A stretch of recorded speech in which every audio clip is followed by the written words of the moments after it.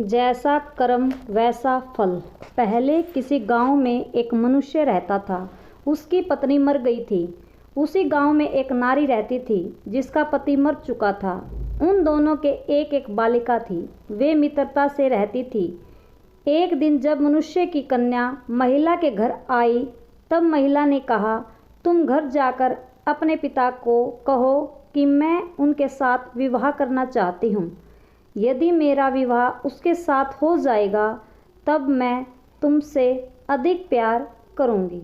जब बालिका अपने घर आई तो उसने सारी बात पिता को कह सुनाई।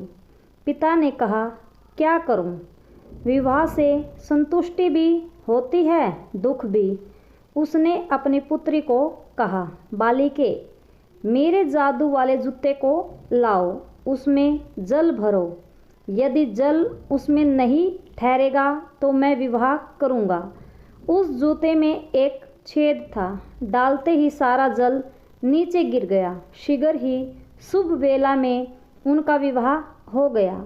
पहले तो नारी ने उस बालिका का आदर किया, किंतु बाद में उसे दुख देने लगी तथा अपनी पुत्री का पोषण अच्छी तरह करती थी। फिर भी दिनों दिन उसकी कन्या कुरूप एवं कमज़ोर होती जाती थी। एक बार सर्दी में जब बर्फ़ गिर रही थी तब उसने उस सौतेली माँ ने कागज़ का चौका देकर कन्या को कहा, जंगल में जाकर बेर ले आओ।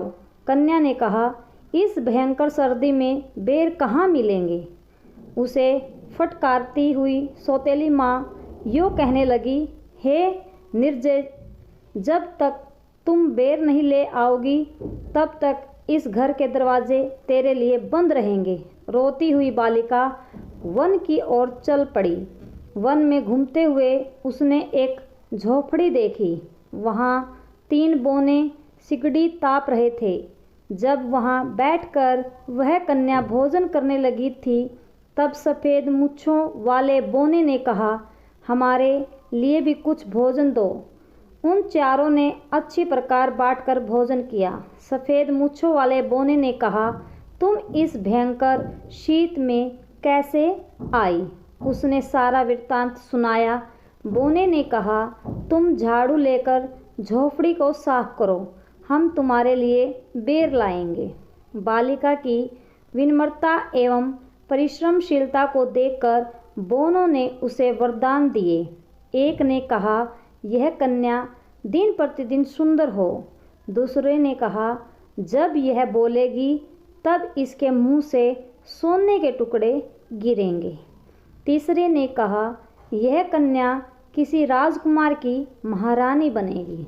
बेर के फल लेकर वह घर पहुंची।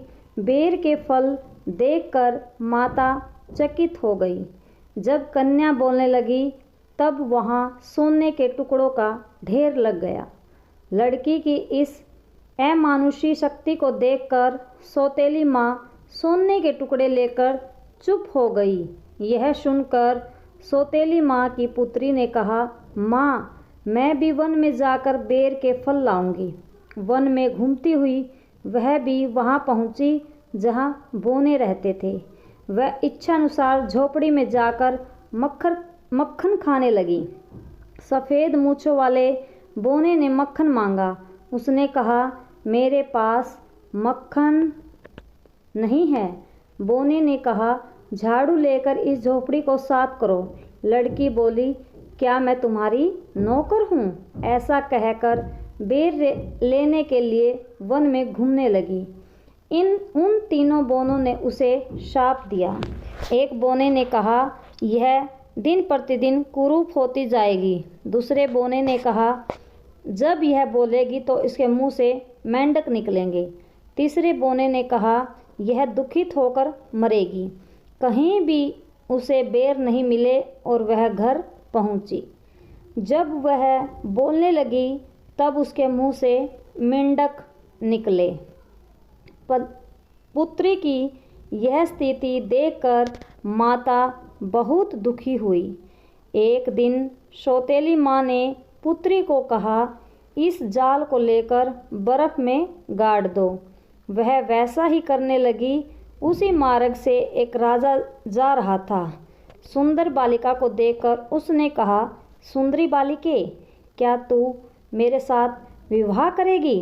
बालिका ने कहा, यह मेरा महान सौभाग्य होगा। राजा बालिका को राजमहल में ले आया और उन दोनों का विवाह हो गया। 1 वर्ष बाद उसने एक पुत्री को जन्म दिया। जब सौतेली माँ ने सुना कि वह कन्या महारानी बन चुकी है, तब ईर्ष्या से अपनी लड़की के साथ राजभवन गई तथा कहने लगी, हे पुत्री, तुम मुझसे सलाह लिए बिना ही यहाँ आ गई। बालिका ने सौतेली माता का सत्कार किया, परंतु दूसरे दिन जब राजा नगर के बाहर गया हुआ था, तब उन दोनों ने उस लड़की को पकड़ा और राजमहल के समीप ही नदी में डाल दिया तथा अपनी लड़की को उसके स्थान पर सुला दिया। राजा अपने महल में लौटा, तब सौतेली माँ ने कहा, मेरी महारानी बेटी सोई हुई है, आप विश्राम कीजिए। राजा लेट गया। इधर महारानी नदी को पार कर निकल आई। उसने सारी कहानी राजा को सुनाई। क्रुद्ध होकर राजा ने सौतेली माँ को तथा कुरूप बालिका को पेटी में बंद करके पहाड़ की चोटी से उन्हें गिराने का आदेश दिया। इसलिए किसी ने कहा है, मनुष्य जैसा कर्म करता है वैसा ही फल पाता है। Thanks for watching. अगर वीडियो अच्छी लगी हो तो लाइक करें, सब्सक्राइब